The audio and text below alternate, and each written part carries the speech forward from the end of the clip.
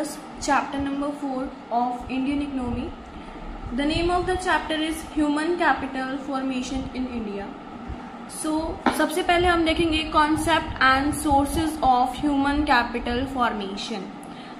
A country converts physical resources like land into physical capitals. जो land है उसको convert कर दिया factories में.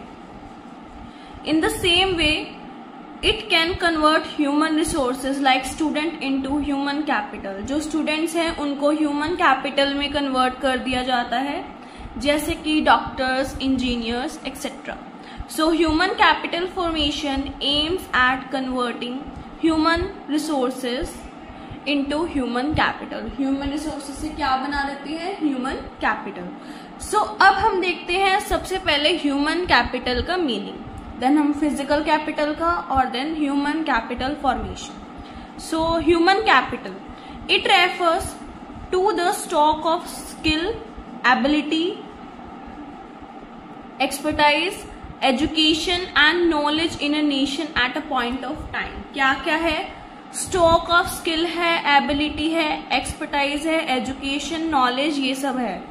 इसके बाद आता है फिजिकल कैपिटल. फिजिकल कैपिटल में क्या है? All inputs which are required in the production process such as machine. क्या क्या प्रोडक्शन प्रोसेस के लिए हमें क्या क्या रिक्वायर होते हैं इनपुट्स, जैसे machine, tools and implements, factory, buildings etcetera are known as physical capital. इसके बाद आता है human capital formation. Human capital formation is the process of acquiring and increasing the number of people. Acquire करना और increase करना number of people को who have the skill, जिनके पास skill हो, education हो और experience हो. क्या क्या होना चाहिए? Skill, education और experience which are critical for the economy and political development of a country. जो कि critical होगा किसके लिए? दो चीजों के लिए, एक economic and political development of a country. इसके बाद आता है sources of human capital formation. Human capital formation के कुछ सोर्सेज होते हैं, जैसे सबसे पहले है एक्सपेंडिचर ऑन एजुकेशन. खर्चा करना एजुकेशन पे. एक्सपेंडिचर का मतलब होता है खर्चा करना. Education expenditure is an important source of human capital formation, as it is the most effective way of enhancing and enlarging the productive workforce of a country. Second is expenditure on health. खर्चा करना health पे. Health is another important source of human capital formation because only a healthy worker can contribute towards. अगर एक weak person है तो वो काम इतना नहीं कर पाएगा, और अगर कोई हेल्दी है तो वो अच्छे से काम कर पाएगा. Increasing the capital stock of the country. Third one is on the job training. Expenditure regarding on the job training is a source of human capital formation as the return of such expenditure in the form of enhanced labor productivity is more than cost of it. दो types के on the job training है. There are two ways. Number one is internal training, means within the office campus, जो कि within the office हो, office के अंदर अंदर ही campus होता है. एक होता है एक्सटर्नल ट्रेनिंग. एक्सटर्नल का मतलब होता है बाहर, एक ऑफिस कैंपस के बाहर हो, so outside the office campus. Fourth one is migration. People sometimes migrate from one place to another in search of better jobs. अब क्या करते हैं लोग? अगर एक जगह से दूसरी जगह शिफ्ट कर जाते हैं कि उनको वहां पे बेटर जॉब मिल रही है, अच्छी जॉब मिल रही है, दैट फीच देम हायर सैलरी. उनको लगता है कि उनको वहां पे हायर सैलरी मिल रही है जो जहां पे वो काम कर रहे हैं उससे ज्यादा, तो इसीलिए वो एक जगह से दूसरी जगह ट्रांसफर कर लेते हैं. Then what they might may get in the negative place. Fifth is expenditure on information. खर्चा करना इंफॉर्मेशन पे. Information relating to job opportunities and education institutes enables people to capitalize their production potential. Therefore, expenditure on information is also a determinant of human capital formation. Human development and economic growth. तो हम सबसे पहले देखते हैं human development क्या होता है. Human development is a broader term than human capital formation. It is based on the idea that education and health are integral to human well-being, because when people have the ability to read and write, the ability to lead a long and healthy life, जिनको read करना right करना आता है वो एक long और healthy life उनके लिए है. They will be able to make other choices they value. Next is human capital formation and economic growth. Economic growth means increase in the real national income of a country. Economic growth का मतलब होता है increase होना किस चीज में, real national income में, national income में increase होना. Human capital formation contributes towards economic growth. Number 1, by stimulating inventions and innovations in the country. Second is by enabling human resources to understand changes in specific advancements so that they are able to adapt themselves to new technologies. इसके बाद है state of human capital formation in India, role of government. In India, the most important source of human capital formation are education and health. क्या most important source है? दो, एक education है और एक health है. Government's role is crucial for the development of these sectors in India because of the some reasons are. Number 1, expenditure on education and health make sustainable long-term impact and they cannot easily resolve. Second is individual consumer do not have complete information about the quality of services and their costs. उनको complete information नहीं होती cost की और quality की. Therefore, government intervenes to ensure that the private providers of these services adhere to the standards set by the government and charge the correct price. Third is, in our country, a large section of the population live below poverty line. They cannot access the services of private health and education.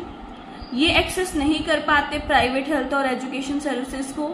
Therefore, it is essential that the government provides. तो ये बहुत ज़रूरी है कि उनको education और health services free of cost मिल सके to this section of society. जो भी पॉवर्टी लाइन से नीचे आ गए हैं उनको फ्री ऑफ कॉस्ट हेल्थ और एजुकेशन सर्विसेज मिलनी चाहिए. Topic number 3, education and element of human capital formation. सबसे पहले एजुकेशन का मीनिंग देखते हैं. Education is the most important factor which affects the rate of human capital formation of a country. Through education, individuals are able to earn a living. एक तो earn करने शुरुआत हो जाती है earn करने की. दूसरा कि हम contribute करते हैं national income में एक country की. Next are government initiatives to improve education in India. Number 1 is right to education. In 2009, the government of India has implemented the Right to Education Act. एक एक्ट बनाया गया जिसका नाम था Right to Education Act. ये act makes education a matter. Education बहुत matter करता है चिल्ड्रंस के लिए. राइट है उनका एजुकेशन को लेना. इन द एज ग्रुप, कितनी से कितने एज ग्रुप में, 16 से 14 years of age. Provision of education. The government has leave 2% education on all the union taxes 2024 से 2005. The revenue from this is to spend on providing elementary education in the country. Next are third is other measures. In addition to this, the government a large outlay for the provision of higher education and new loan schemes for students to pursue higher education. New loan scheme भी बनाई जाती हैं जिससे कि हम जो children's हैं, students हैं, वो हायर एजुकेशन को भी परस्यू कर सके. Also the government has establish national council of education research and training NCERT establish करी. UGC यूनिवर्सिटी ग्रांट्स कमीशन करा. All India councils of technical education AICTE etcetera to promote education in India, जिससे हम education को promote कर सके India में. Next is growth of education sector. क्या growth थी एजुकेशन सेक्टर की? Generally educational achievements in a country are indicated terms of adult literacy rate, primary education completion rate and youth literacy rate. The statistics for those indicators for these last two decades are given in the table. अब एक table देख लेते हैं. Table में क्या है कि जो एडल्ट का लिटरेसी रेट है, percent of people age 15+, male की अलग दे रखी है, फीमेल की अलग दे रखी है, ईयर्स भी दे रखे हैं अलग अलग. तो सबसे पहले फर्स्ट देखते हैं जो कि 1990 में है. मेल की 61.9, फीमेल की 37.9. 2000 में देखते हैं 68.40, 45.4. 2011 में देखते हैं 79 और फीमेल की 59. 2017 से 18 की देखते हैं 82, 66. ऐसे ही प्राइमरी कंप्लीशन रेट क्या है? मेल का 78, फीमेल की 61, फिर 85, 69, 92, 94, 93, 96. यूथ लिटरेसी रेट क्या है? जो कि जिनकी एज 15+ to 24 है उनके लिए. तो मेल की यहाँ पे 66.6 है, 54.2 है, 79.7 है, 64.8 है, 90 है, 82, 93, 90. ये हमारी टेबल में हमें ये सारा डाटा दे रखा है. ऐसे ही आता है future prospects in education. The following areas concerning the Indian education sectors needed to be address. Number 1, education for all. Although the education level in India has been raised for both adults as well as for youth, still the number of illiterates in India in as much as of the population was at the time of independence. Next is gender equality. The difference in literacy rate between males and females are narrowing, significantly a positive development in gender equality. Still the need to promote education for women in India. अभी भी ज़रूरत है women को education के लिए promote करना. Next is higher education. The Indian education pyramid is steep, indicating lesser number of people reaching the higher education level. Therefore, the government should increase allocation of funds. Government को increase करना चाहिए allocation of funds जिससे कि higher studies हो सकें, और improve the standard of higher education institutes. और standard improve करना चाहिए हायर एजुकेशन इंस्टीट्यूट्स का, so that students are imparted employ skills in such universities, कि यूनिवर्सिटीज में अच्छे स्किल वाले बच्चे पढ़ें और आगे उनके लिए काम आए. सो इसी के साथ चैप्टर नंबर 4 इंडियन इकोनॉमी का खत्म होता है. Thanks for watching.